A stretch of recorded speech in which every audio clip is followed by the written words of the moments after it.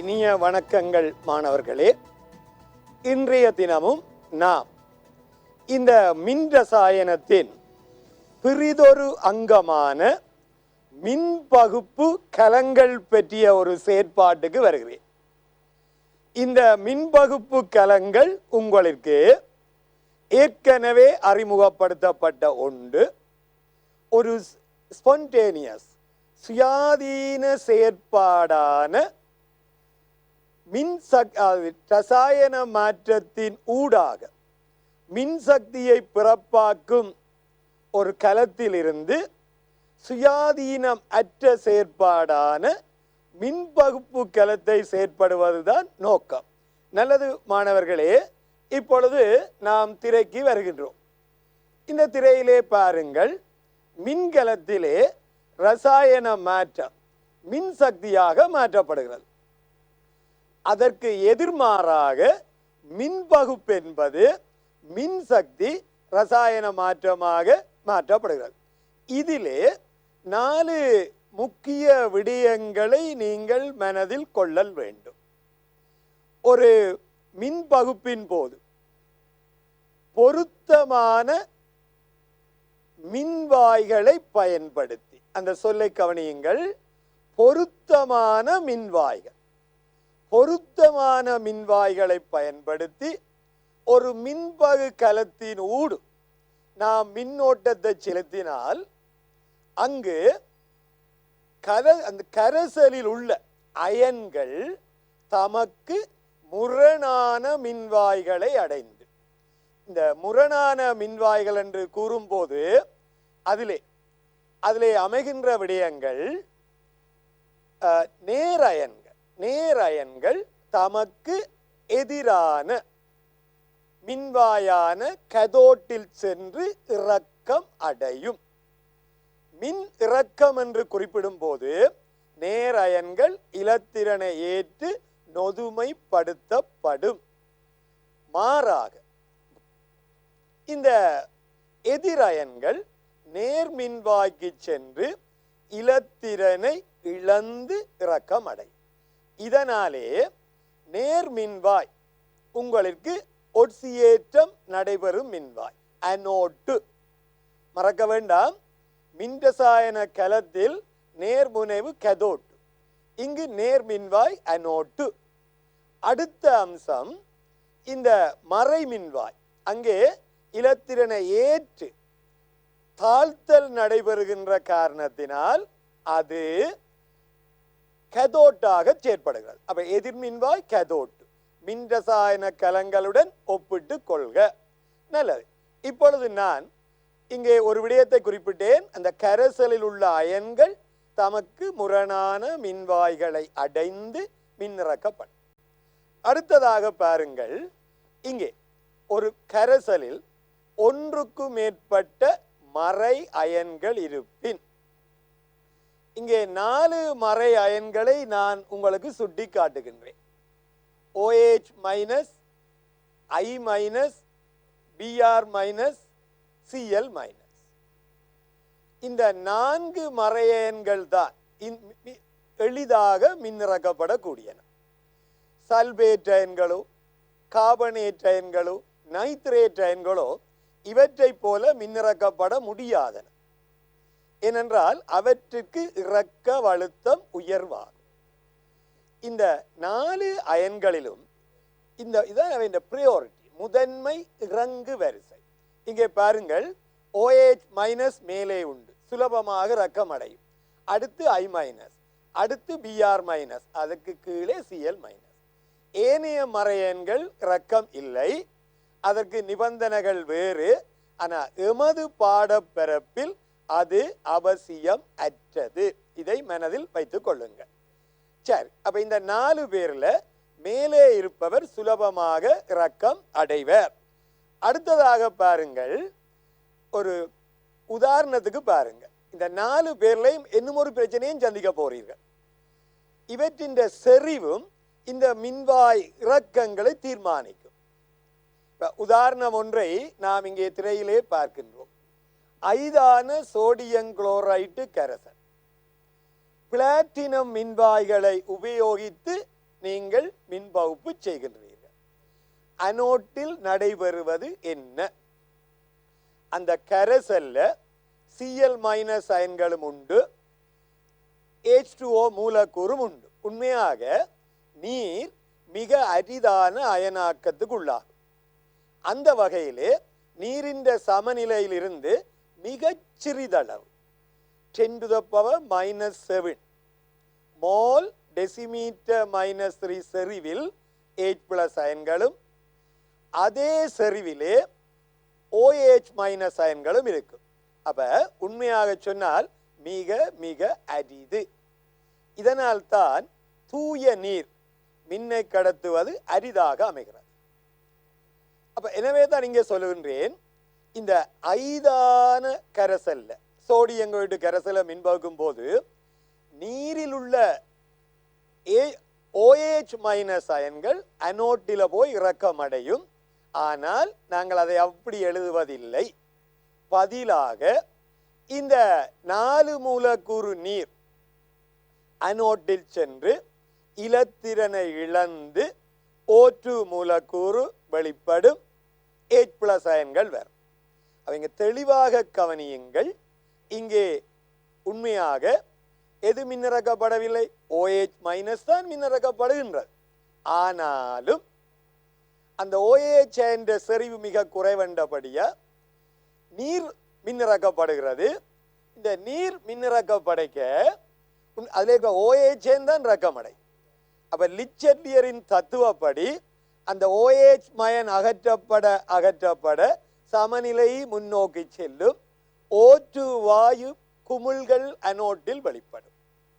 அதை தவிர அந்த அனோட்டு பகுதியில் H+ அயன்கள் இறக்கும். சரி, இரண்டாவது விடயத்தை நீங்கள் கவனிக்கலாம். செறிந்த சோடியம் குளோரைடு கரைசல். இந்த செறிந்த சோடியம் குளோரைடு கரைசலை தான் பிரைன் என்று குறிப்பிடுகிறோம். இந்த பிரைன் உங்களுக்கு ஞாபகம் இருக்கும், எரிசோடா தயாரிப்பிற்கு ஒரு மூலப்பொருள். உப்பள முறையிலே பெறப்படுகின்ற கரியுப்பு அல்லது பொது உப்பு என்று சொல்லப்படுகிறது, அல்லது சூரிய உப்பு என்றும் சொல்லப்படலாம். இந்த கரியுப்பை கொண்டு தயாரிக்கப்படுவதுதான் செறிந்த சோடியம் குளோரைடு கரைசல், பிரைன் என்ற பெயரால் அழைக்கப்படும்.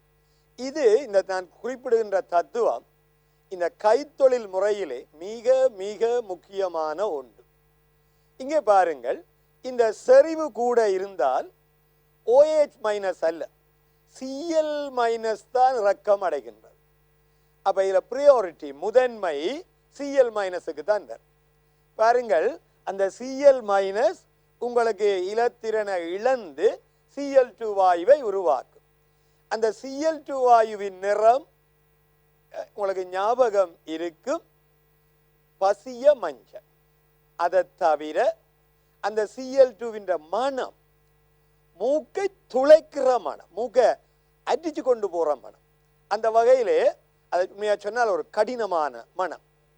அமோனியா, இந்த Cl2 இவையெல்லாம் மூக்கை துளைக்கிற மனங்கள், பஞ்சன் சிமெல் என்று சொல்லுகிறோம். அந்த வகையில இந்த குளோரினும் பசிய மஞ்சள் நிறம். ஆனால் நிறத்தை கவனிப்பது சற்று கடினமாக இருக்கலாம், ஆனால் மனம் தெளிவாக தெரியும். இது செறிந்த சோடியம் குளோரைடு நீர்க்கரைசலின் மின் பகுப்பு. சரியா? இதை மைண்டில் வச்சுக்கொள்ளுங்க. சரியா? இல்லாவிட்டால் நாங்கள் பிரைனில் இருந்து NaOH தயாரிக்க இயலாது. ஏனென்றால் இந்த பிரைன் செறிவு குறைந்தால் நான் அங்கே காட்டிக் கொண்டிருக்கிறபடி நீர் தான் இறக்கம் அடையும். ஆனபடியே O2 வாயு வெளிக்கிற சந்தர்ப்பங்கள் இருந்தால் உடனடியாக மின் பகுப்பை நிறுத்தி செறிந்த பிரைன் பயன்படுத்தப்படல் வேண்டும். இதை மனதில் கொள்ளுங்கள். நல்லது மாணவர்களே, அப்போது சொன்னேன், அந்நியன்களின் ஓடர்ல OH- I-, Br-, Cl- என்று இறக்கம் அடையும். அதான் மின் இறக்க ஏறு வரிசை. முதல் OH- இருந்தாலும் செறிவு கூட இருந்தால் Cl- இறக்கம் அடையும். அதை மறக்க வேண்டாம். ஏனைய அந்நியன்கள் மின் இறக்கம் எமது பாடத்திட்டத்துக்குள் இல்லை. இப்ப உருகு நிலையில மின் பகுப்பு செய்தால் சல்பேட்டேனும் இறக்கம் அடையலாம். சரி, அடுத்த விடயத்துக்கு வருகிறேன். ஒன்றுக்கு மேற்பட்ட நேரயன்கள் இருப்பின் யாது நடைபெறும்? இந்த ஒன்றுக்கு மேற்பட்ட நேரயங்கள் என்று சொல்லிக்க அவற்றின் தொடரில, தாக்க தொடரில அல்லது மின்ரசாயன தொடரில எது மின்னிறக்கம் அடையும்? தொடர்ல கீழே அமைவது முதலில் இறக்கம் அடையும். அது நன்கு மனதில் பதிய வேண்டிய ஒரு விடயம். இந்த மின்ரசாயன தொடரில கீழே அமைவதுதான் முதலில் இறக்கம் அடையும். இப்ப உதாரணமா பாருங்கள், இந்த செப்பு சல்பேட்டு கரைசலை நாம் மின்பகுப்பு செய்கின்றோம். அந்த செப்பு சல்பேட்டு கரைசலை நாம் மின்பகுப்பு செய்யும் போது ஐதரசனுக்கு கீழே செம்பு அமைவதால் மின்ரசாயன தொடரில அந்த கியூப்ரிக் அயன்கள் இலத்திரனை ஏற்று செம்பாக படிகின்றன. இது உங்களுக்கு இந்த இதில் தெளிவாக காட்டியிருக்கிறேன். ஆனால் கண்டிஷன் பிளாட்டினம் மின்வாய். இருந்தாலும் நாகசல்வேட்டு கரைசலை நாம் கருதினோமானால் அங்கே ஐதரசனுக்கு மேலே உள்ளது Zn2+. ஆனபடியா Zn2+ மின்னிறக்கம் அடையாது. நீர்ல இருக்கிற H+ தான் இறக்கம் அடையும். அந்த H+ ஆனது இலத்திரனை ஏற்று H2 வெளிப்படும். ஆயினும் நான் முதலே குறிப்பிட்டது போல அந்த H+ என்ற செறிவு மிக குறைவாக அமைவதால் நீரைத்தான் எழுதுகின்றோம். H2 மூல் H2O 2 இலத்திரனை ஏற்று 2 OH மைனஸும் 4 H+மாக மாற்றப்படும். இல்லையா? ஆனபடியா இது நாகசல்வேட்டு கரைசலா இருந்தார். ஆகவேதான் சொல்லுகின்றோம், தாக்கத் தொடரில கீழே அமைகின்ற நேரயன்தான் முதலில் இறக்கம் அடையும். இது தெளிவாக குறிப்பிட வேண்டிய ஒரு விஷயம். ஏன்னா நீங்கள் தான் இதை தீர்மானிக்க போறீர்கள் கேள்விகளை பார்க்கும்போது. நல்லது, அடுத்ததை பாருங்கள். இன்னும் ஒரு முக்கியமான விடயம் என்னவென்றால், இந்த மின்வாய்கள் மின் இறக்கத்தை தீர்மானிக்கின்றன. நீங்கள் அதுக்குத்தான் நான் முதலிலே டெபினிஷனை சொல்லியிருந்தேன்.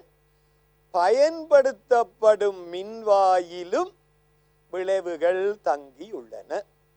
பாருங்கள், இந்த அனோட்டு நேர்மின்வாய் ஒரு உலோகமாக அமைந்தால் அதுவே ஒட்சியேற்றம் அடையும்.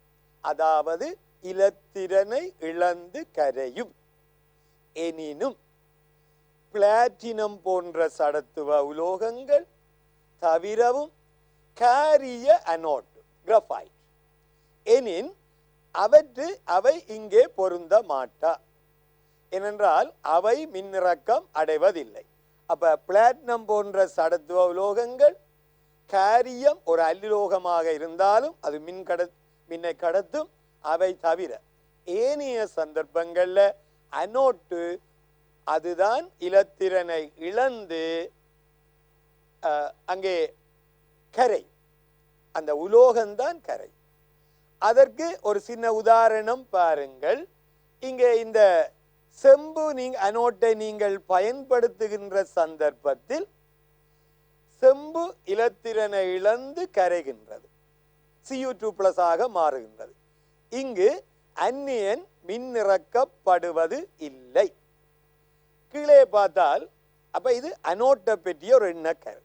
அனோட்டில தெளிவாக கவனியுங்கள், அந்நியன் மின்னிறக்கப்படுவதில்லை.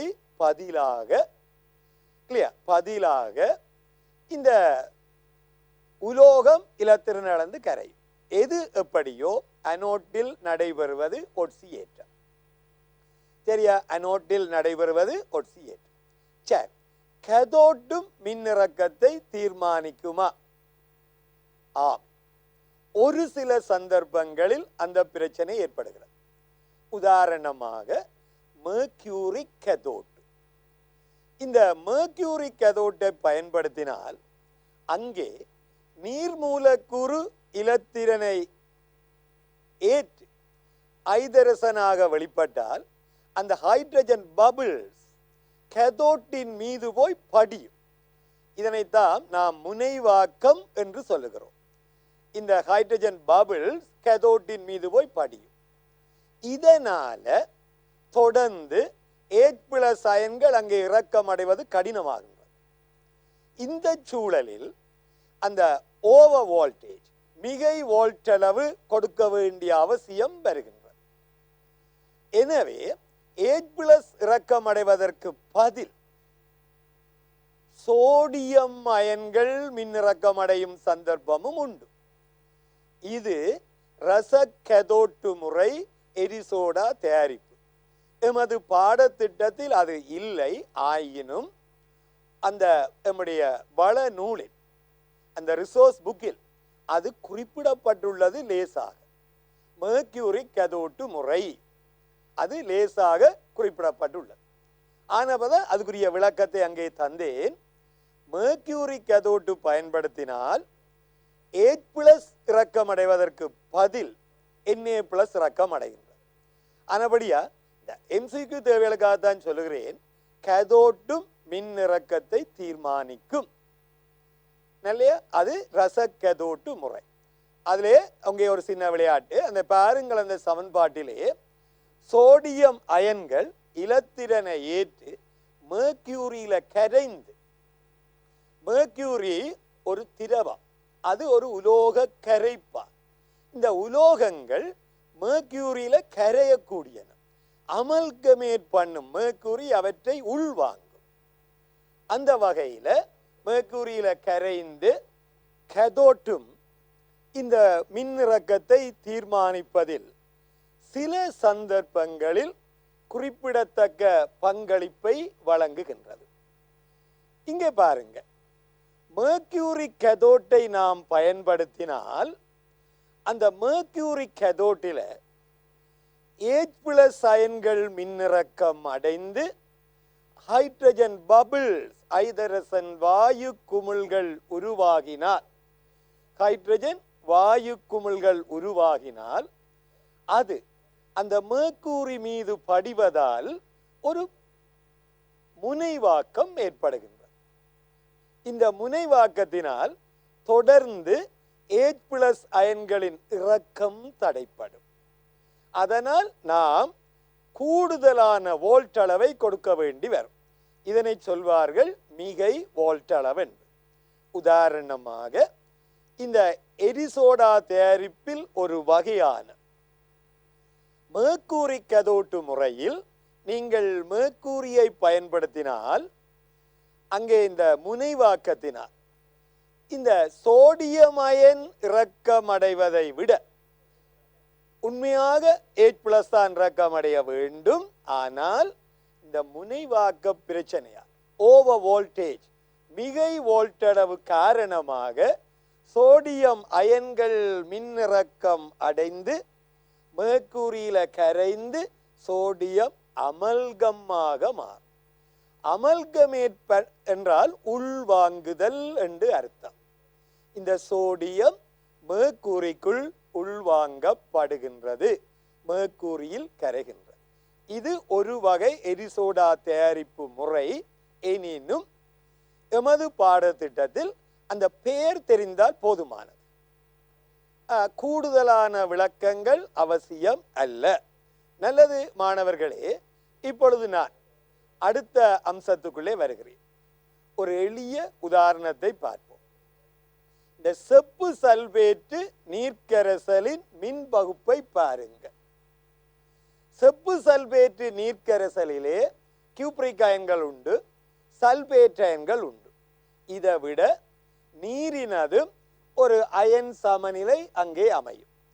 H+ OH- அங்கே காணப்படும். அது ஒரு மீள்தாக்க சமநிலை. இதிலே 2 வகைகளை ஒரே அடியாக உங்களுக்கு ஒப்பிட்டு காட்டுகிறேன்.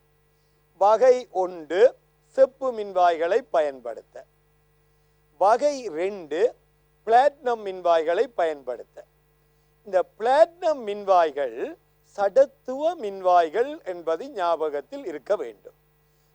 எனவே நாம் ஏற்கனவே குறிப்பிட்டது போல இந்த செப்பு மின்வாய்களை பயன்படுத்தினால் செம்பு உலோகம் இலத்திரனை இழந்து கரையும். இது அனோட்டில் நடைபெறும். அதே சமயம் பிளாட்டினம் மின்வாய்களை பயன்படுத்தி இருந்தால் அவை சடத்துவ மின்வாய்கள்.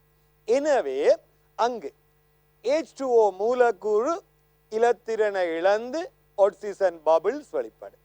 அப்ப ரெண்டுக்கும் உள்ள வேறுபாடு இங்கே வகை ஒன்றிலே செப்பு மின்வாயை சூழ கபில நிற செம்பு படியும். அதே நேரத்திலே இந்த பிளாட்டினம் மின்வாயை பயன்படுத்தும் போது இந்த அனோட்டில் ஆக்சிஜன் பபிள்ஸ் வெளிப்படும். அப்ப இங்கே செம்பு கரையுது, அது கரைஞ்சு போய் பிறகு கேத்தோடில் படியும். அதை கீழே காட்டுகிறேன். அப்ப செம்பு கரைவதை நீங்கள் அவதானிக்கலாம் அனோட்டில். அப்ப அந்த தகடு நலிந்து கொண்டு போகலாம். அதே நேரத்தில் இந்த கரைசல்ல இருக்கிற நீர் பிளாட்டினம் மின்வாய்களாக இருந்தால் நீர் மின்னிறக்கப்படும். ஆக்சிஜன் பபிள்ஸ் அனோட்டில் வெளிப்படும். அப்ப இந்த அனோட்டில செப்பு மின்வாய் என்றால் செம்பு கரையும், பிளாட்டினம் மின்வாய் என்றால் ஆக்சிஜன் பபிள்ஸ் வெளிப்படும் அனோட்டில. அந்த வேறுபாட்டை கவனிங்க. ஆனால் நாம் இதுக்கு பதிலாக இந்த இப்பொழுது நாம் அடுத்த பிரச்சனையை பாருங்கள். அனோட்டு அனோட்டா இருந்தா என்ன, கெதோட்டா இருந்தா என்ன, அந்த ஓர்டர் மின்னிறக்க ஒழுங்கை ஏற்கனவே தெளிவாக சொல்லிவிட்டேன். இப்பொழுது பாருங்க, சில மின்வாய்கள் உங்களுக்கு அந்த அழுத்தங்களை அங்கே தந்திருக்கிறோம். நியம மின்வாய் அழுத்தங்கள். கியூப்ரிக் அயனுக்கு அழுத்தம் சக தசம் 34 வாட்ஸ். 8+ நியம ஐதரஸ் மின்வாய்க்கு தெரியும், அதுதான் எங்களுடைய பூச்சி அழுத்தம். குளோரின் மின்வாய் ஒரு வாயு மின்வாய் அழுத்தம் 1.36 வாட்ஸ். சல்பேட் அயன்கள் அது உருகு நிலையில் தான் சாத்தியம் இல்லையா என்றாலும் நீர்க்கரசல் என்றால் செறிந்த நீர்க்கரசல் வேண்டும். அந்த சந்தர்ப்பத்தில் பெர்சல்வேட்டாக அது மாற்றப்படும். அந்த அழுத்தம் 2.05. ஒட்சன் மின்வாயின் அழுத்தம் 1.23 வாட்ஸ். இப்ப ஒரு கவனித்து பாருங்க. அப்படி என்றால் நாம் இந்த கேதோட்டில நேரயன்கள் சென்று மின்னிறக்கம் அடையும். அப்படி என்ன இங்க ரெண்டு பேரைத்தான் குறிப்பிடலாம். ஒன்று கியூப்ரிக் அயன்கள், மற்றது H+ அயன்கள். H+ அயன்களுக்குத்தான் செப்பு மின்வாயோடு ஒப்பிடும் போது அழுத்தம் குறையும். அழுத்தம் கூடியவர் தான் இரக்கம் அடைவர். அழுத்தம் கூடியவர் என்றால் அவர் இலத்திரனை ஏற்று இரக்கம் அடைய வேண்டும். அந்த வகையில கியூப்ரிக் அயன் தான் இரக்கம் அடையும், H+ அல்ல.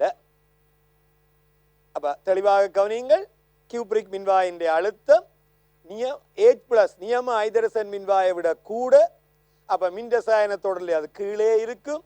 தொடர்ல கீழே இருப்பதுதான் முதலில் இலத்திரனை ஏற்று இரக்கம் அடையும். ஆகவே செம்பு அங்கே இரக்கம் அடையும். சரியா? சரி, இனி அடுத்த மூன்றையும் பாருங்கள். நியம குளோரின் மின்வாய், நியம சல்பேட் அயன்கள், நியம ஒட்சன் மின்வாய். இந்த மூன்றிலும் இந்த மறை அயன்களுக்கு இந்த மின்ரசாயன தொடரில் ஒரே தத்துவம் தான். ஆனால் மறை அயன்கள் இலத்திரனை இழந்து இரக்கம் அடைவன. நேரயன்கள் இலத்திரனை ஏற்று இரக்கம் அடையும். ஆகவே மறை அயன்களை பொறுத்தவரையிலே அந்த மின்ரசாயன தொடரில் மேலே இருப்பது முதலில் இலத்திரனை இழந்து இரக்கம் அடையும். தெளிவாக கவனித்துக் கொள்ளுங்கள். மறை அயன்கள்ல மின்ரசாயன தொடரில மேலே இருப்பது முதலில் இலத்திரனை இழந்து இரக்கம் அடையும். அந்த வகையிலே இங்கே பாருங்கள், அழுத்தம் குறைந்தது, அதாவது தொடர்ல மேலே இருப்பது ஒட்சன் மின்வாய். அப்ப OH- தான் அங்கே இரக்கம் அடைந்து O2 பபிள்ஸ் வெளிக்கிடும். என்றாலும் நான் ஏற்கனவே சொன்ன ஒரு விடயத்தை மனதில் வைத்திருப்பீர்கள், செறிவும் தீர்மானிக்கும் என்று. இந்த குளோரைட் என்ற செறிவு உயர்வாயிருந்தால் அந்த குளோரின் மின்வாயின் நியம அழுத்தம் 1.36 வோல்ட்ஸை விட குறை, அதை விட குறை. அப்படி ஒரு சந்தர்ப்பம் வந்தால் குளோரின் தான் மின்னிறக்கம் அடையும்.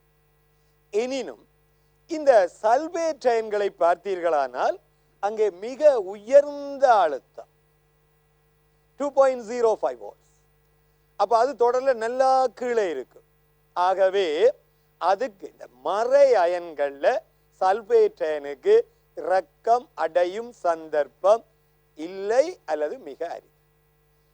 சரி, அடுத்த விடயத்துக்கு வருகிறேன். அப்ப இந்த கேதோட் ரெண்டுலையும் நீங்க பார்த்தால் செப்பு சல்பேட் நீர்க்கரசல். எனவே அந்த நேர அயன்களை பொறுத்தவரையில ரெண்டிலும் அனோட்டில் செம்பு கரையும் கேதோட்டில் செம்பு படியும். இது வகை ஒன்று செப்பு மின்வாய். ஆனா பிளாட்டினம் மின்வாய் என்றால் அனோட்டில ஒட்சன் வெளிப்படும், கேதோட்டில செம்பு படியும். எனவே அது பிளாட்டினம் மின்வாயா இருப்பினும் செப்பு மின்வாயா இருப்பினும் கேதோட்டில் நடைபெறுவது ஒரே ஒரு நிகழ்வு. கியூப்ரிக் அயன்கள் இலத்திரனை ஏற்று கபில நிற செம்பாக படியும். இது கேதோட்ல. அப்ப மற்றது இதுக்கு மேலதிகமாக இந்த செப்பு சல்பேட் நீர்க்கரசலின் மின்பகுப்பிலே நாங்கள் இன்னும் சில ஒப்பீடுகளை பார்க்கலாம். ஒன்று சொன்னேன், செப்பு மின்வாய்கள் என்றால் நேர் மின்வாய் கரையும். அதே நேரத்தில் பிளாட்டினம் மின்வாய் என்றால் ஒட்சன் பபிள்ஸ் வெளிக்கிடும், நிறமற்ற வாயு. இரண்டாவது ஒப்பீடு, ரெண்டிலும் அது பிளாட்டினம் மின்வாயினும் செப்பு மின்வாய் என்றாலும் செங்கபில செம்பு கேதோட்டில படியும். இரண்டாவது. மூன்றாவது, இந்த செப்பு மின்வாயிலே நாங்கள் செம்பு கரையிற அதே நேரத்தில் கரைசல்ல இருக்கிற கியூப்ரிக் அயன்கள் படிந்து கொண்டிருக்கும். அப்ப கரைசல்ல கியூப்ரிக் அயன் செறிவு மாறாது. எனவே கரைசலின் நீல நிறம் மாறாது அமையும். அடுத்த கட்டம், இந்த பிளாட்டினம் மின்வாய்களை பயன்படுத்தும் போது கரைசல்ல H+ செறிவு கூடும். என்றால் OH- தான் இறக்கம் அடைது, O2 பபிள்ஸ் வெளிக்கிட H+ செறிவு கூடும். ஆகவே கரைசலின் pH குறையும். எதற்கு? பிளாட்டினம் மின்வாய்கள். ஆனா செப்பு மின்வாய்கள் என்றால் அது சாத்தியம் அல்ல, pH மாறாது. உங்களுக்கு ஒரு சந்தேகம் வரலாம், pH நாங்கள் கண்ணாலே அவதானிக்க முடியுமா? இப்பதான் எங்களுக்கு pH மீட்டர்கள் இருக்கின்றன. அல்லது pH பேப்பரை கூட நீங்கள் போட்டு பார்க்கலாம், மாற்றத்தை அவதானிக்கலாம். அதற்கு வழி இருக்கு. சரி, நல்லது. இப்பொழுது நாம் செப்பு சல்பேட் நீர்க்கரசலின் மின்பகுப்பிலே நான் 2 வகைகளை ஒப்பிட்டு காட்டியிருந்தேன். ஒன்று பிளாட்டினம், மற்றது செப்பு மின்வாய். நல்லது மாணவர்களே, அடுத்த விடயத்துக்கு வருகிறோம். அமிலம் துமித்த நீரின் மின்பகுப்பு. தூய நீர் மின்னை கடத்தாது அல்லது மிக மிக அரிதில் கடை. அந்த அமிலம் துமித்த நீரின் மின்பகுப்பை நாம் இப்பொழுது இங்கே திரையிலே காட்டுகின்றேன். ஆனால் இந்த அமிலத்தை பற்றி நீங்க அது சிறிதளவு H+ இருந்தா போதுமா? துமித்தல், அந்த விட கவனிங்க, மிக சிறிதளவு H+. அது அமிலம் அல்ல, சிறிதளவு H+, இல்லாட்டி அந்த தாக்கம் நடக்காது. இங்கே பாருங்கள், இந்த இங்கே கேதோட்டில், அதாவது இந்த பேட்டரியின் நாங்கள் அங்கே வெளியிலே காட்டியிருக்கிறேன், பிளஸ் இணைக்கப்பட்ட இடம், மைனஸ் இணைக்கப்பட்ட இடம். அந்த நேர்மின்வாய் இணைக்கப்படுறது இங்க கேதோட்டாகவும்,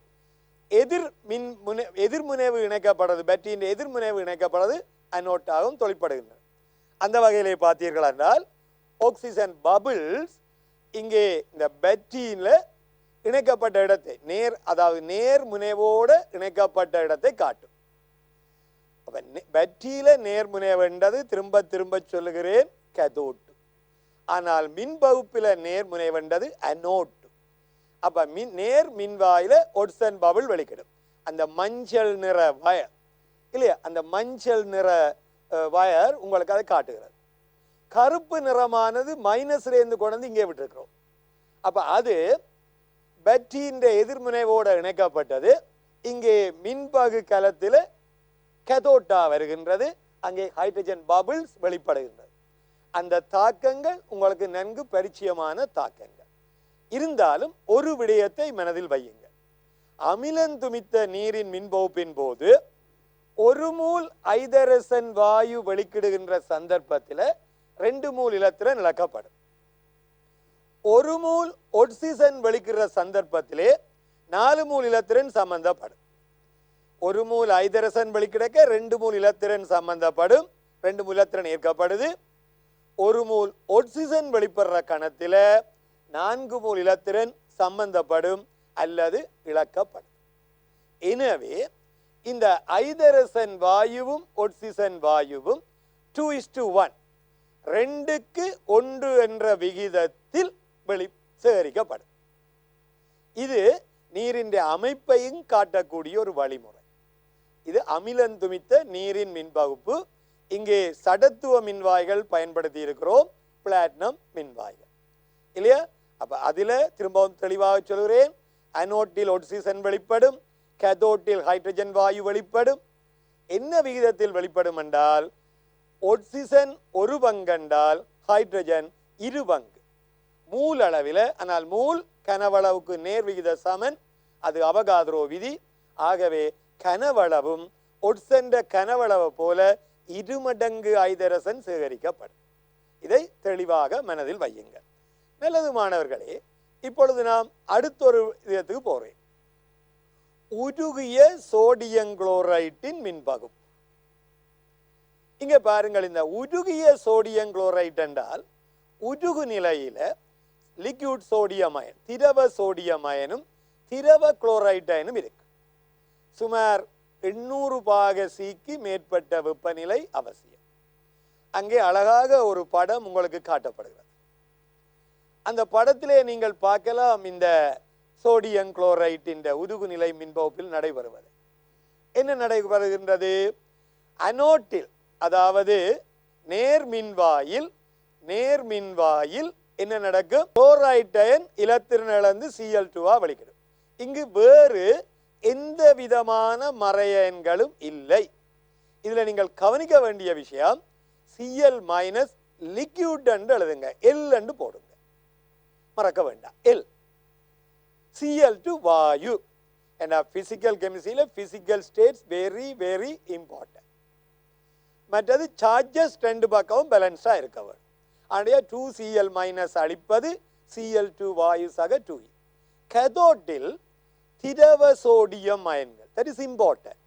எக்வஸ் போடாதீங்க, ஏன்னா இது உருகு நிலை மின்பகுப்பு. திரவ சோடியம் அயன்கள் இலத்திரனை ஏற்று சோடியமா படியும். இது எங்களுடைய பாடத்திட்டத்தில் மின் ரசாயனத்தில் குறிப்பிடப்பட்டுள்ளது. அப்ப இது சோடியம் எக்ஸ்ட்ராக்ஷனுக்கு ஒரு வழி, பிரித்தெடுப்புக்கு. அந்த இடத்துல அந்த படத்திலே தெளிவாக நீங்க கவனிக்கலாம், அந்த அனோட்டு பகுதியும் கதோட்டு பகுதியும் ஒரு நுண்துளையால் தடுக்கப்பட்டிருக்கு. இல்லாவிடின் என்ன நடைபெறும்? இந்த கதோட்டில உருவாகிற சோடியம் அனோட்டில் வெளிப்படுற குளோரினுடன் தாக்கம் அடையும். அப்ப இது உருகிய சோடியங்கோட்டின் மின்பகு. எனவே தான் நாங்கள் ஆரம்பத்திலே சொல்லுகிறோம், இந்த மின்பகு பொருளின் தன்மையிலையும் இந்த மின் இறக்கங்கள் வரும். அது உருகு நிலையா, கரசலா, கரசலண்டா செறிவு, மின்வாய்கள், இவை யாவும் அதை தீர்மானிக்கும். நல்லது மாணவர்களே, இப்பொழுது நான் அடுத்த ஒரு விடைக்கு போகும். ஃபாரடேயின் மின்பகுப்பு விதிகள். இந்த மைக்கேல் ஃபாரடே என்றவர் மின்பகுப்புக்கு சில விதிமுறைகளை அறிமுகப்படுத்தினார். அந்த விதிகள் தற்போது மாடிஃபை பண்ணப்பட்டு கால மாற்றத்தால் விதிகளும் சற்று மாறிவிட்டன. ஆரம்ப காலத்தில் அவர் சொன்னார், ஒரு மின்பகு கரைசலோடு வெவ்வேறு மின்கணியங்களை செலுத்தின் பெயர்க்கப்படும் அல்லது வெளிப்படும் பதார்த்தத்தின் திணிவு செலுத்தப்படும் மின்கணியத்திற்கு நேர்விகித சமன் என்று சொன்னார். இது ஃபாரடே ஆரம்ப காலத்தில் சொன்ன விதி. ஆனால் தற்போது அது சிறிய மாற்றம். ஒரு மின்பகு கரைசலோடு வெவ்வேறு மின்கணியங்களை செலுத்தின் நடைபெறும் தாக்கத்தின் தொகை செலுத்தப்படும் மின்கணியத்துக்கு தொகை அமௌண்ட் என்று சொல்ல அது மூலதான் வரும். செலுத்தப்படும் மின்கணியத்திற்கு நேர் விகித சமம் என்று குறிப்பிட்டார். அதான் இப்போதே மாடிஃபைட் ஃபாரடேஸ் லா. இரண்டாவதை கவனியுங்க. இந்த இரண்டாவது ஃபாரடேயின் விதியும் சற்று உருமாற்றம் பெற்றுவிட்டது. ஃபாரடே அதை குறிப்பிட்டார், வெவ்வேறு மின்பகு கரைசல்களினோடு ஒரே மின்கணியத்தை செலுத்தி, வெவ்வேறு மின்பகு கரைசல்கள், மின்கணியம் ஒன்று, ஒரே மின்கணியத்தை செலுத்தினால் இந்த பெயர்க்கப்படும் பதார்த்தங்களின் திணிவு அவ்வவற்றின் ரசாயன சமவெளி திணிவுக்கு நேர்விகித சமம் என்று குறிப்பிட்டார். இந்த ரசாயன சமவெளி திணிவு என்ற எண்ணக்கரு இந்த இடத்தில் மட்டும்தான் நாங்கள் உங்களுக்கு அறிமுகப்படுத்துகிறோம். வேறு இடங்களில் அறிமுகப்படுத்துவதில்லை. அதுவும் உலோகங்களுக்கு மட்டும் போதுமானது. ஒரு உலோகத்தின் அணுத்திணிவின் கீழ் அதன் கற்றியனை மின்னிறக்க தேவையான இலத்திரனின் எண்ணிக்கை, அதுதான் அந்த உலோகத்தின் ரசாயன சமவெளி திணிவு. இங்கே ஒரு உதாரணம் காட்டியிருக்கிறேன்.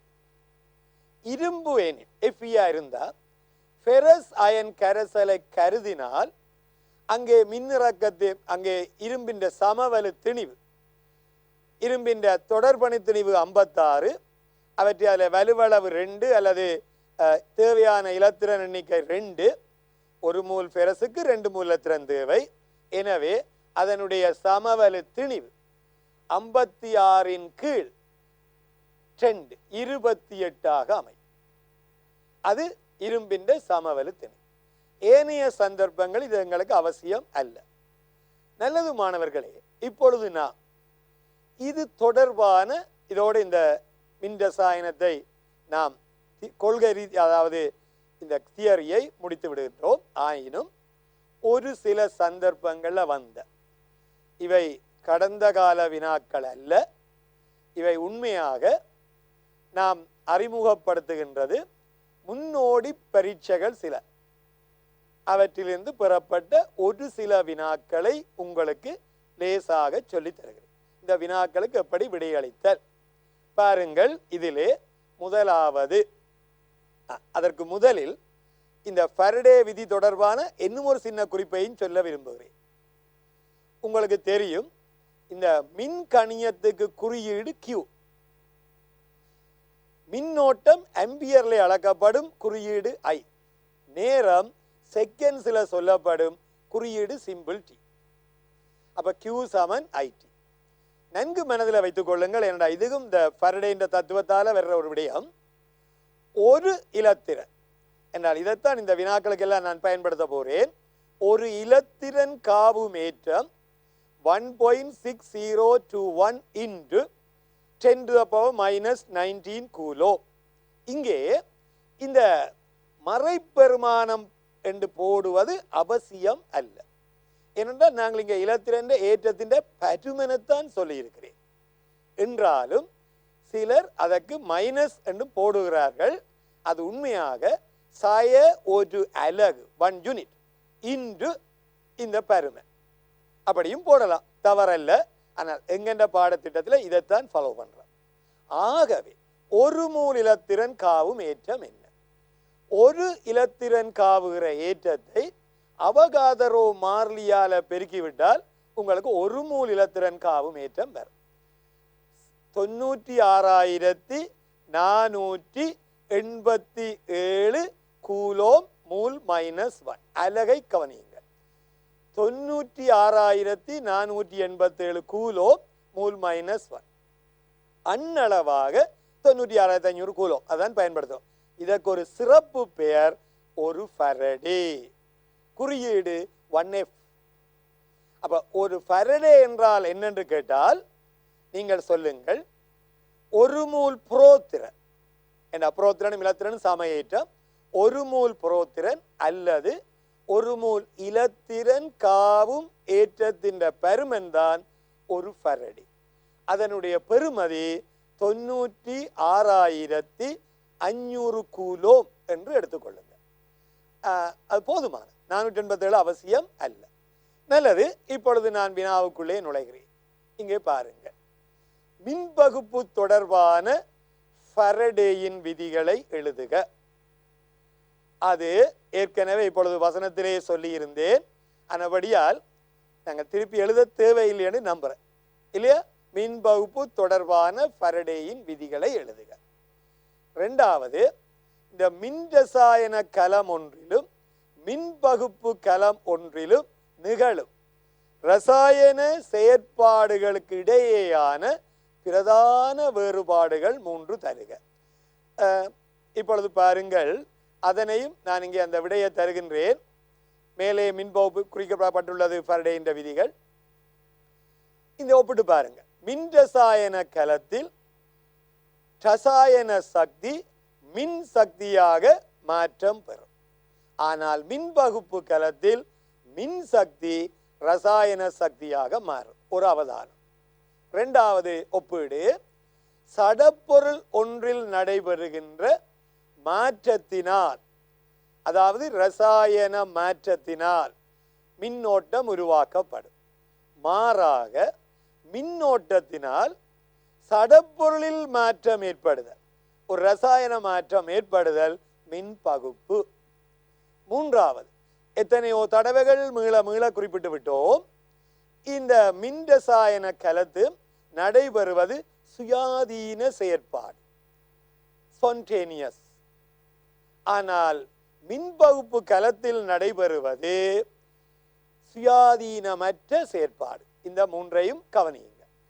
நல்லது மாணவர்களே, இப்பொழுது நாம் மீண்டும் இந்த வினாவுக்குள் செல்கிறேன்.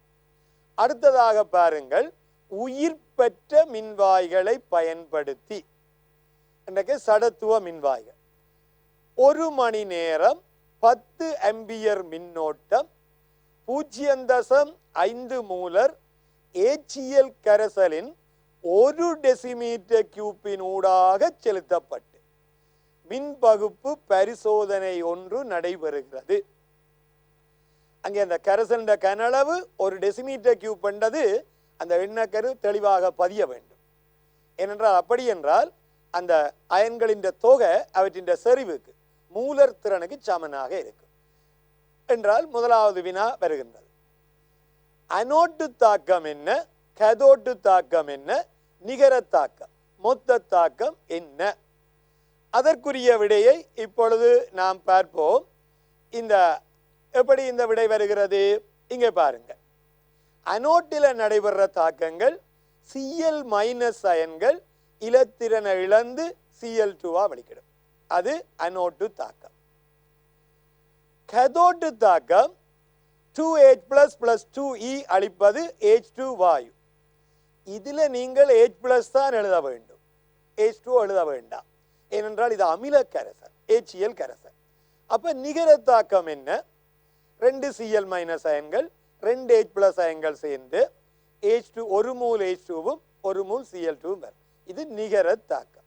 ஆனால் கவனமாக இருக்க வேண்டிய விடயம், அனோட்டு தாக்கம் என்று சொல்லித்தான் அதை எழுதுங்கள், கதோட்டு தாக்கம் என்று சொல்லித்தான் மற்றது எழுதுங்கள். இல்லாவிடின் சில சமயங்களில் புள்ளிகள் வழங்கப்பட மாட்டாது. அதே போல நிகர தாக்கத்தையும் சொல்லுங்க.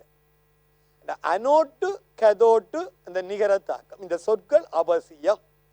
நல்லது மாணவர்களே, இப்பொழுது நான் மீண்டும் அடுத்த வினாவின் அடுத்த பகுதிக்குள்ளே செல்கிறேன். இதற்காக பயன்படுத்தப்படும் பரிசோதனை உபகரண அமைப்பின் பெயரிடப்பட்ட வரிப்படத்தை வரைக. வரிப்படம் இங்கே பாருங்கள். அதனையும் இப்பொழுது அங்கே விடையாக நாங்கள் பார்க்கலாம். இதுதான் வரிப்படம். பாருங்கள், ஒரு 0.5 மூலர் HCl கரைசல், பேரிடல் அவசியம், 0.5 மூலர் HCl aqueous. அங்கே சடத்துவ மின்வாய்கள் அல்லது உயிர் பெற்ற மின்வாய்கள், அது கார்பன், கிராஃபைட் அல்லது பிளாட்டினம் குறித்து காட்டுங்க, பிளஸ் மைனஸ் போட்டு காட்டுங்கள் பேட்டரியில். சரியா? அவ்வளவுதான். இதுதான் வரிப்படம். நல்லது. அடுத்து மீண்டும் அடுத்த வினாவுக்குள் செல்கிறேன். அடுத்த வினாவை நீங்கள் பார்த்தால், மேற்படி பரிசோதனையின் போது நீங்கள் பெறத்தக்க 2 அவதானிப்புகளை எழுதுங்கள். அது சுலபமானது. அனோட்டில் குளோரின் வெளிப்படும். ஏற்கனவே சொல்லியிருந்தேன், பசிய மஞ்சள் நிற குளோரின் மூக்கை அரிக்கும் மனமுடைய வாயு, அது அனோட்டில். கதோட்டில் என்ன அவதானம்? நிறமற்ற வாயு குமிழ்கள். யார்? ஹைட்ரஜன். மிகவும் சுலபமான விடை. நல்லது மாணவர்களே, அடுத்த வினாவுக்குள்ளே நான் இப்பொழுது செல்கிறேன். பரிசோதனையின் முடிவில் கரைசலில் நிகழும் pH வேறுபாட்டை கணிக்குக. அக்கணித்தலின் போது கருத்தில் கொள்ளத்தக்க எடுகோள்கள் இருப்பின் குறிப்பிடுக. இதனையும் இந்த விடைகளை பார்ப்போம். இப்பொழுது இந்த விடைகளை நீங்கள் அவதானித்தால் பாருங்கள். செலுத்தப்பட்ட மின்கணியத்தை முதலில் கணியுங்கள். ஆம்பியர்ஸ் 10 ஆம்பியர்ஸ், நேரம் 1 மணித்தியாலம் 3600 செகண்ட், 36,000 கூலோ. இப்பொழுது அடுத்த வரி நீங்கள் எழுதுங்கள். எத்தனை மூல் இலத்திரன்கள் அங்கே ஈடுபட்டுள்ளன? அந்த 1 மூல் இலத்திரன் என்றால் 96,500 கூலோ. ஆகவே 36,500 கூலோம் என்று சொன்னால் அந்த 36,500ஐ 96,500 பிரித்தால் அன்னளவாக 0.35 மூல் என்று வரும். இந்த யூனிட்ஸ் முக்கியம். 36,500 கூலோவின் கீழ் 96,500 கூலோம் மோல் -1. அது மிக முக்கியம். அப்ப உங்களுக்கு கிடைக்கிற யூனிட் என்ன வரும்? மூல்ல தான் வரும். 0.35 மூல். எனவே அடுத்த வரியில வருகிறோம். அப்ப ஆரம்ப pH எவ்வளவு? ஆரம்ப செறிவு HCl-க்கு 0.5. அதாவது H+ அயன் செறிவு 5 தர 10⁻1 மூல் டெசிமீட்டர் -3. எனவே pH என்பது -log 0.5 அல்லது 5 தர 10⁻1, அதுவும் 0.5. சிம்பிள். அடுத்த வரியில பாருங்க. அப்ப இங்கே அந்த குறைகிற H+ அயன் அளவு எவ்வளவு என்றால் எத்தனை மூல் இலத்திரன் சம்பந்தப்படுதோ அத்தனை மூல் H+ அங்கே குறையும். H+ இந்த Cl- H+ இலத்திரனும் ஒரே அளவு ஏற்றம், 1 ஃபாரடேக்குரியவை. அப்ப எஞ்சியுள்ள H+ அளவு என்பது 0.5 ஆரம்ப அளவு 0.35 மூல். இங்கே இந்த கரைசலின் கனளவு 1 டெசிமீட்டர் கியூபா இருக்கிறபடியால் நீங்கள் அந்த செறிவையே அதன் மூல் அளவாக எடுத்துக்கொள்ளலாம் இல்லையா? ஆனபடியா கரைசல்ல எஞ்சி இருக்கிற H+ ஆரம்ப H+ இருந்து அங்கே இழக்கப்பட்ட H+, அதாவது இலத்திரனிக கிச்சாமன், அதை கழித்து விட்டால் எஞ்சியுள்ள H+ வரும் 0.15 மூல். அதுதான் H+ என்ற செறிவு. அப்படி என்றால் H+ என்ற செறிவு 1.5 தர 10⁻1. ஆகவே அந்த pH வேல்யூவை நீங்கள் கணிக்கலாம். அப்ப pH சமன் சாய மடக்க log 0.15, அது சமன் 0.82. இது இறுதியான pH. ஆனால் உங்களுக்கு ஆரம்ப pH கணித்து வச்சிருக்கீங்க 0.35, இறுதியான pH 0.82. இப்ப pH கூடுது. ஏனென்றால் H+ இறக்கப்படுது.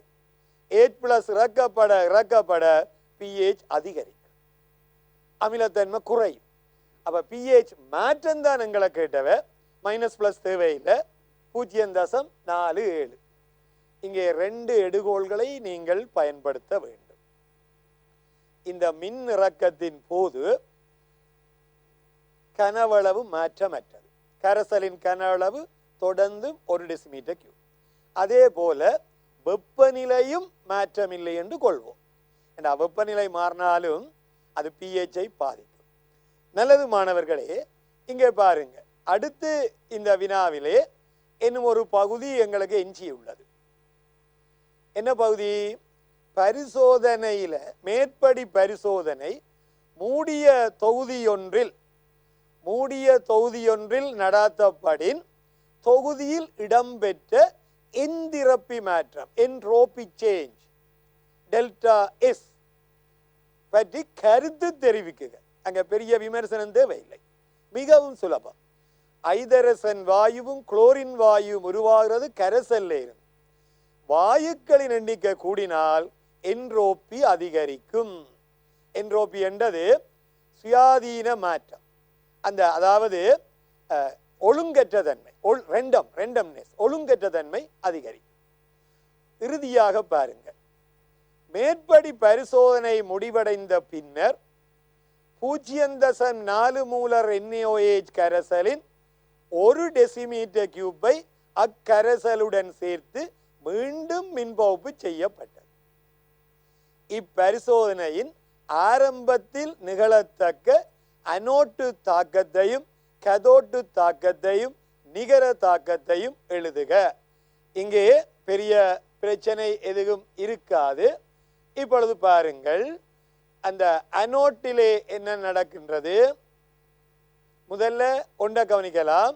எஞ்சியுள்ள HCl அளவு 0.15 மூல். அது NaOH உடன் தாக்கமுற்ற பின்பு அங்க பாருங்கள், தாக்கம் ஒன்று கொண்ட ரேஷியோவில் நடக்குது. அப்ப ஆரம்பத்தில் இருந்த HCl 0.15 மூல். நாங்க செறிவு போட இல்லை. NaOH 0.4 மூல். தாக்கம் ஒன்று கொண்டு. ஆகவே மிகுதியான NaOH 0.25 மூல். உருவாகின சோடியம் குளோரைட் 0.15 மூல். ஆனபடியா இப்ப கரைசல்ல மூன்று அயன்கள் எங்களுக்கு உண்டு. சோடியம் அயனை விடுங்க, அது மின்னிறக்கப்படுவது கடினம். என்னென்ன? OH மைனஸ் 0.25 மூல், Cl மைனஸ் 0.15 மூல் தவிர H பிளஸ் HCl பென் அமிலம் பூரண அயனாக்கம் அடையும். அது முடிவடைந்து விட்டன. ஏனென்றால் புற்றான தாக்கம் நடந்து விட்டது. நீரில் இருந்தால் H பிளஸ் கிடைக்கும் இல்லையா? ஆகவே அதற்குரிய தாக்கங்களை அங்கே காட்டியிருக்கிறேன். OH மைனஸ் இலத்திரன் இழந்து ஓற்று வழிகளும் அதே சமயம் Cl மைனஸும் இறக்கம் அடையும். ஏனென்றால் இங்கே OH இது நீர்க்கரசல் அல்ல. அப்போ OH மைனஸின் செறிவும் கணிசமான அளவு உண்டு, Cl மைனஸின் செறிவும் கணிசமான அளவு உண்டு. ரெண்டுமே மின்னிறக்கம் அடையும். அதே சமயத்தில் கதோட்டில் H+ அயன்கள் இறக்கமடைந்து H2 வாயுவாக வெளிப்படும். அது பழைய முறையில். தற்போதைய முறையில் எழுதினால் நீர் இலத்திரனை ஏற்று H2 வாயு வெளிப்படும். இது தற்போதைய முறை. நல்லது. அடுத்து இந்த வினாவிலே உங்களுக்கு நான் இப்ப எல்லா விடயங்களையும் தொகுத்து தந்திருக்கிறேன். என்னது? இந்த வினாவில் முக்கியமான 6 பகுதியும் தந்திருக்கிறேன். 75 புள்ளிகளை இந்த வினா உங்களுக்கு தந்துள்ளது. சரி, அடுத்து கவனியுங்கள். இன்னும் ஒரு சிறிய வினா இங்கே பாருங்கள். அந்த சிறிய வினாவிலே என்னென்றால் 100 centimetre cube 1 molar magnesium chloride கரைசலூடாக 100 மில்லியம்பியர் மின்னோட்டம் ஒரு குறித்த நேரத்திற்கு பிளாட்டினம் மின்வாய்களை பயன்படுத்தி செலுத்துகின்றோம். உங்களுக்கு MgOH twice இந்த கரதிரம் பெருக்கம் தந்திருக்கிறேன். அனோட்டு கேதோட்ல நடைபெற தாக்கம் என்ன? MgOH twice வீழ்படிவாக எடுக்க தொடங்குற நேரம் என்ன? அனோட்டு கேதோட்டு தாக்கம் உங்களுக்கு சுலபமானது. MgOH twice வீழ்படிவாக எடுக்கிறது எப்படி கணிக்கலாம்? இங்கே பாருங்கள். அனோட்டு கேதோட்ல மினக்கல வேண்டாம். Cl மைனஸ் இறக்கமடையும். கேதோட்ல ஹைட்ரஜன் பபிள்ஸ் வரும். அடுத்ததுதான் உங்களுக்கு முக்கியம். இந்த 2018 பேப்பர் இதை தழுவித்தான் இருக்கிறது. MgOH twice வீழ்படிவாக தொடங்குற கணத்தில் கரைசலில் தேவையான OH அயன் செறிவு என்ன? Mg2+ செறிவு எங்களுக்கு தெரியும். அப்ப OH அயன் செறிவை கணிக்கலாம். KSP தந்துள்ளேன். OH அயன் செறிவு 100 எவ்வளவு? 1 × 10⁵ மோல் டெசிமீட்டர் -3. அப்படி என்றால் 100 சென்டிமீட்டர் கியூப்பில் எத்தனை மூல் OH அயன் இருக்கு? 1 டெசிமீட்டர் கியூப்பில் உங்களுக்கு 10⁵ மூல் இருந்தால் 100ல் 10�6 மூல் இருக்கு. எனவே தேவையான இலத்திரனும் 1 × 10�6 மூல். ஒரு மூல் OH மைனஸுக்கு தொடர்புடைய இலத்திரன் 1 மூல் இலத்திரன். அப்ப இலத்திரன் மூல் எண்ணிக்கை தெரியும். எனவே ஈடுபடுகின்ற மின்கணியம் எவ்வளவு? 9. அங்கே பாருங்கள், சிம்பிளாக கணிக்கலாம். 9.96,500 பெருக்கிவிட்டால் 9.65 தர 10⁻2 கூலோம் வரும். இதனை கொண்டே நீங்கள் Q = IT பிரதியிட்டால் மின்கணியம் தெரியும், கணிக்கலாம். நல்லது மாணவர்களே, இன்றைய தினம் நான் உங்களுக்கு இந்த மின் ரசாயன தொடரில் ஒரு எளிய ஓரிரு பயிற்சிகளையும் தந்து இந்த மின் ரசாயன இதை பூர்த்தியாக்குகின்றேன். எதிர்வரும் இந்த காப்போதா உயர்தர பாடத்திலும் நீங்கள் எதிர்பார்க்கலாம். இந்த மின் ரசாயனத்தில் ஒரு வினா வருவா இருந்தால் நிச்சயமாக அது ஒரு எளிய வினாவாக அமையும். அதை நீங்கள் நன்கு பார்த்து கொள்ளுங்கள். மிக எளிய வினாவாக அது அமையும். அந்த வினாவுக்கு விடையளியுங்கள். ஏழுமென்றால் இந்த ஏழாங்கேளியை தெரிவு செய்யுங்கள். அது உங்களுக்கு நல்ல பயனை கொடுக்கும் என்று நம்புகிறேன்.